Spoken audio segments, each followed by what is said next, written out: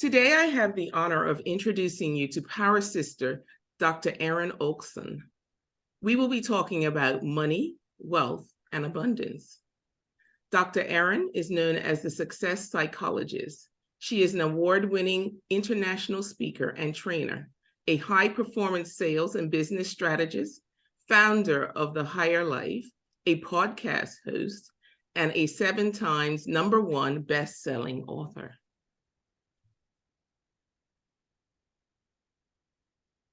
Dr. Erin was named one of the 125 leaders globally to follow in 2022 by Success Magazine. Women hire Dr. Erin when they are ready for their next big move. She lives in Reno, Nevada with her husband, Garth, and their 3 children. Welcome, Dr. Erin. Thank you. Hello, everyone. So let's get started by discussing what is your view on what's currently happening to women in the workplace, entrepreneurship, and in the world? First of all, I cannot wait to listen to all the answers that all the fabulous women give to this question because it's just so good, right? Yeah. So I'll just offer a couple thoughts. And one is, I think we're sitting on an incredible opportunity of an incredible time to actually finally utilize our gifts as women. And what I mean by that is, research is showing people don't want to join a company that has a mission. They want to join a mission that happens to have a company attached to it. And I think that's fascinating because women, we're really good at that. I think the human factor in business has never been more important. We want meaning, we want mission in our work, and women are great at figuring that out. And the last thing I think is, work-life balance is out and life alignment is in. And what I mean by that is, we've been told work-life balance, which kind of assumed almost kind of equal times and energies. And we'll explore this more today. But if our definitions of success are different from one another, then there's no balance to be achieved. There's only alignment with what we desire. So I think alignment is pushing out work-life balance. And I also think that instead of us spending our efforts trying to figure out how to edit old structures and systems that didn't work for us, I think we understand as women, it's going to be more fruitful to actually pave a new way. So not spending all of our efforts saying, yeah, that doesn't work for us. That doesn't work for us. How can we no, we're going to need to develop a new way, which is kind of what this summit's about too. So I love that. Yes, because it's called Redefining Her Success. And you touched a little bit on why we should redefine our success. So what do you think are the benefits to doing so? And what could be some of the challenges that women may encounter when they try to redefine their success? Love that question. So I want you to listen. If you're listening, I want you to ask yourself, how do you define success?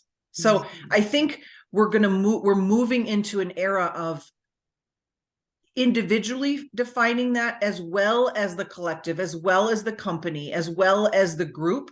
But I love Maya Angelou's definition of success. She said, success is liking yourself, liking what you do, and liking how you do it.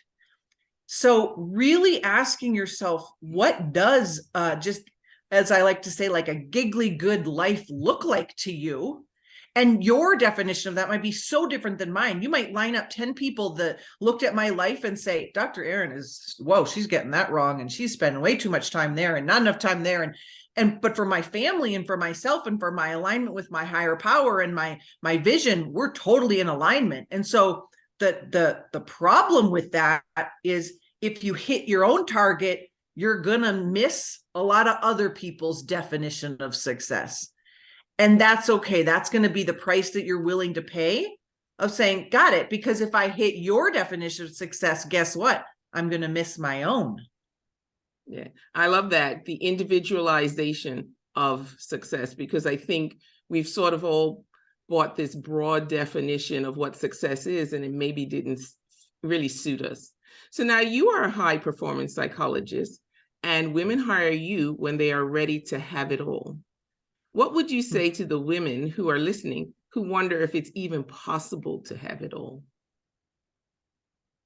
Oh, I would say that I was there with you. I wondered, and I think the biggest pivot that I learned when I studied the science of how do these women that have it all, how do they do it? Well, there's a science to it. It's a high performance science, and it's fascinating to me that these women who are high performers, the top 1 to 3% in their profession, they somehow stay there for decades. So they don't crash and burn.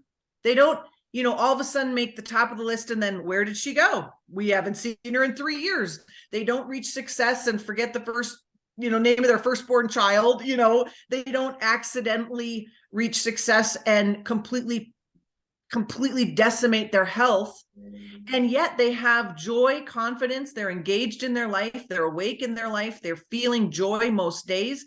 And they have the best health and wellness and the best relationships. So the old paradigm of like, well, yeah, we can have it all, but at the cost of these things that actually matter to us the most, like our spirituality, our relationships, our health. No, there's a way to do it all. And so, the pivotal piece of that, one is believing that you can have it all, whatever that means to you. But two, it's a movement that's really dictated by your identity. So as a psychologist, I'm constantly wanting to ask you, who do you value being? Wherever you are, putting on that identity of your higher self, because if we're not looking for balance, we're looking for alignment. So we're aligning how fulfilled I am in this area of my life. There might be areas of your life where you say, well, Deanna really values that, but I don't care at all. So I'm totally aligned because I don't care about that, and I might say, well, no, I don't do that or that or that, but I'm totally good. And so that's how you have it all, but it's your definition of what it all means. And I think that's being present in your day. It's being integrated. It's being in alignment with who you want to be wherever you are.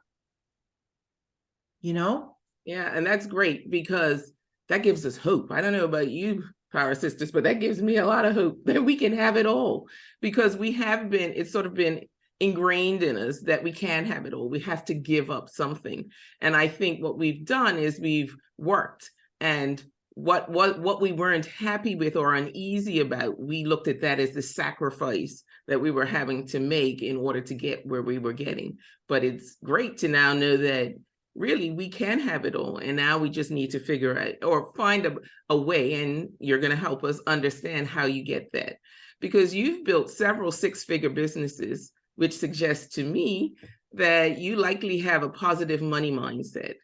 Was it always that way for you? Oh my goodness. Okay. So everyone, this cracks me up because it cracks me up that I'm teaching about money, wealth, and abundance. It's not lost on me because I grew up for various reasons thinking there wasn't enough. I wasn't good enough. I constantly had to perform, please, perfect, my way to worth on this planet. Like, it was not a concept to me that abundance was there, that abundance was available to me. Money was always the issue in our family and my parents' relationship. There was never enough. Nothing was ever really good unless it brought in money. So that messed up my whole, I have to perform my way to, my worth on this planet. And it just got really tricky. And I had to learn how to dissociate my worth from my wallet, as I say. But in that, I studied a lot of the laws of abundance, the universal laws of wealth, the science of getting rich, the great book, The Science of Getting Rich, the mental science of all of that. And what I want you to imagine, what I want you to know is it's available for all of us, but I want you to imagine putting your face up against the nursery of the newborn babies at the hospital. Remember when we used to do that? And we used to be able to do that, and we'd look in and all these beautiful newborn babies. And we would never look at all of those babies and say, well, you get like 70% of the good stuff and you get 100%. And no, you don't get to go to Bali. That's asking a little bit too much, but you get to go to Paris and blah, blah, blah. We would never do that. And so our money mindset is based on our programming, which was not our, we did not give consent or permission to a lot of that. And so part of redefining your money mindset is just being super aware of, where did that thought come from? I like to always joke, like, who said that? Like, who said that? If I hear a voice, like, who said that? Oh, I know who said that. And even if you don't know who said it, so to speak, like, oh, that was my mom when I was growing up, or that was the culture, or, oh, that was, even if you don't know, just knowing that it came from somewhere, that you did not come out of the womb having thoughts about abundance issues. You did not come out of the womb having lack. You did not. You, in fact, probably live like my son, who wants a supercar for every day of the week. He wants 7 supercars. He wants a Ferrari and a Lamborghini. And I of course have to say, oh, that's going to be so fun, because I have to practice what I'm preaching here, right? Exactly. Like when does it become, oh, you're asking for too much there. Oh, you're being greedy there. Right. All those messages as women that we get, they're like, you can want a certain amount, but if you want more than that, like, you're just, who do you think you are? Right. And it's interesting that you're saying that, because we also, as you said, with the newborn, we tell, we look at the newborn with so much hope for the future, but then we go about programming them so that they, think that they limit themselves because of things we unconsciously say. Lots of times we don't really realize the impact that it's having on someone. You know what, Deanna, I bet so many listening will relate to this. Think about, have you ever been told when you wanted more that, well, what were you told that meant? So many of us women, I don't know if men really struggle with this as much. I don't know, really. But women, when you say, I want more, we're told, well, why can't you just be satisfied with what you have? And wow, you're really selfish. And wow, that's kind of greedy. And that, wow, and I want you to understand that desire actually means, the word desire means of God. And what you desire more of when it comes to wealth and abundance is you're actually desiring more of life. Right. So that's our actual natural state as human beings living on this planet, is to constantly be growing and evolving. Think of nature. Nature is always growing and evolving. When it stops growing and evolving, when a tree stops growing and evolving, it dies. The same is true for us. We are here to grow and evolve. And so my desire for more does not mean I am not grateful for all that I have. And in effect, your gratitude for all you have right now is actually the portal for you to learn how to get more. So gratitude is a great like growth accelerator, actually. So I remember one of my mentors telling me, gratitude's not your problem, Erin. And so gratitude's not the solution. And what she meant by that was, we just get told if we want more, we're just being ungrateful. Yeah. So I want you to try this idea that you can be both. And it looks like this: I'm grateful for all that I have, and I'm open to receive all that I desire. Just speak those words of life over yourself over and over. I'm grateful for all that I have, and I'm open to receive all that I desire. I'm grateful for all that I have, and I'm open to receive all that I desire. And the next time you think that you're desiring more than you should, or that means something about your gratitude, you're like, oh, no, gratitude's not the problem. So gratitude's not the solution. I am a grateful woman. And see how that starts to change your psyche around desiring more. You were meant to desire more. Yes. This is just great information. And because we're talking about the neuroscience, that's what we're getting at. And that's really important, just to see how everything's connected, because lots of times we just think of money, which is a thing, and we don't think about all the other parts of our own being that are related to it, our backgrounds and the way we think about things. So what do you see as the biggest obstacle women face when it comes to their relationship with money and abundance? Well, the biggest obstacle is, yeah, the one that I've heard from all of you women when you tell me is your biggest obstacle is you. And so the idea is that like our brains can be these great business partners, are these great like organizers, but they can be a dangerous neighborhood to hang out in, right? And so we've got to figure out how to apply the neuroscience of success and happiness so that we can, you know, experience all of the benefits of having these great thinkers that we have. So, you know, here's what we know about brains. Brains are just, their job is to collect all the data that we've experienced in our life, to make sense of it, to make the world orderly. And it works on, because of that data collection, it works in the land of what I call probability. So when you say, I want to go and do something I've never done before, like I want this year to be the year that I get the raise, or I want this year to be the year that I hit 6 figures, or I want this to be the year that I save money, or I want this to be the year that I actually have it all. I have success, but I also get rid of this weight. Your brain is going to say, wait a minute, because it's just what brains do. Wait a minute, we've got data. You have never achieved that. You've been on the planet for 49 years. You've never even come close to that. Actually, we have a lot of data that says you failed every time you tried to do that. And so that's just what the brain's doing. Right? That's what brains do. So we've got to train our brains to move from probability to possibility. So I want you to move from probability to possibility. It looks like this. Got it. I know, brain, that's always been the data. Thank you. You can even thank your brain. Thank you for trying to protect me. You do a great job of that. You try to protect me from looking like a fool. You try to protect me from failing. You try to protect me from being rejected. You try to protect me from failing yet again. And then you pivot, and we pivot into the land of possibility in our brains. And we say, and this is what I know. I know it's possible to do that. And so I know I'm a woman that is capable of figuring things out. And I know I'm a woman that's capable of learning new things. And I'm supported in a new way right now, or I'm blah, blah, blah, like whatever it is. And then you say, and so here, this is my choice now. And so one of the greatest phrases I've ever heard about, like, I think that will help you move from probability to possibility is 3 words, and it's up until now.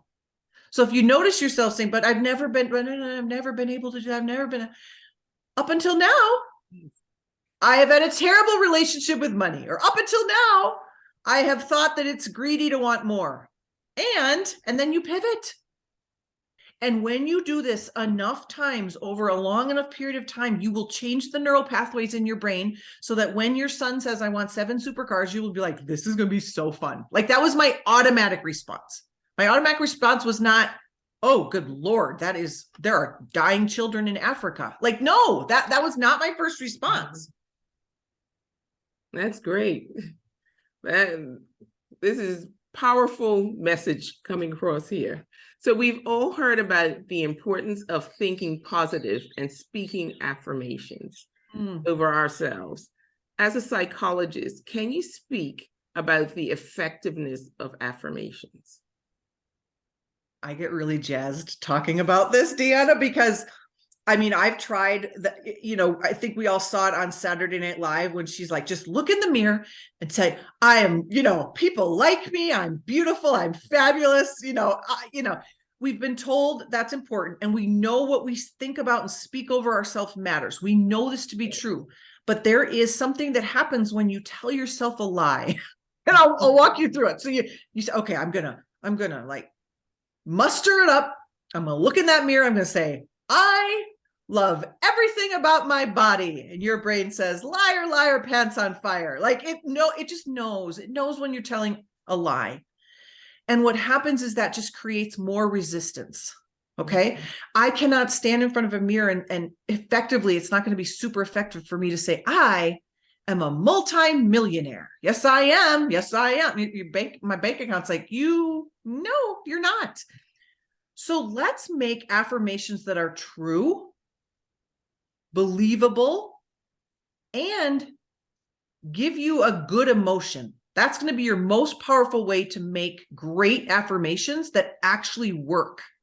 So an example of words to use, really great words to use is I'm so excited to be. So I'm so excited to be learning every day how to have a more healthy relationship with my body. I am open to receive abundance in all the ways. Do you see? I am open. I intend to. I'm excited to. Every day I'm learning more about healing my relationship with money. This is really good, important work. I learned that since everyone's worthy of it, I must be too. I'm so excited to learn that. Like, so your affirmations, let's have them be true. Let's just start with true. What's true for you? Are you excited, positive energy, positive emotion, and you can use those intentions, or you're open to, and that will really help you have powerful affirmations where your brain won't sabotage it because it knows it's not true. And your body, actually, your nervous system can't hold that. And so it will actually reject it. Okay. You need an affirmation that your nervous system is like, ding, ding, ding. This is true. This feels good. This feels good. Okay. That's amazing. Amazing. Well, unfortunately, our time's up. So, Power Sisters, I hope you enjoyed our conversation with Dr. Erin as we talked about money, wealth, and abundance. She explained what high performance is, showed that it is the science of us as women having it all based on one's own definition of success as well, and how to train your brain for unlimited success. Dr. Erin also discussed programming from childhood and how to change our mindset from probability to possibility. I love that, probability to possibility. And then next, we talked about the power of receiving and how to train your brain for unlimited success. Finally, she explained how to create effective affirmations. They have to be believable. They have to make you feel good. And there was a third one, Doctor. What was that again? That was that's great. Okay, they make you feel good and they have to be believable. And they will become ones that work for you. Mm-hmm. If you've enjoyed this powerful conversation and want to learn even more from our guest speakers, I want to personally invite you to become one of our Summit VIP sisters and upgrade your registration to receive all the interviews, free gifts, and training programs from each of our speakers, specifically curated for your success. What a great way to build your Power Success library. You won't regret it. Click on the link below for more details. And again, I'd like to thank you so much for joining us today, and I look forward to connecting with you in our group.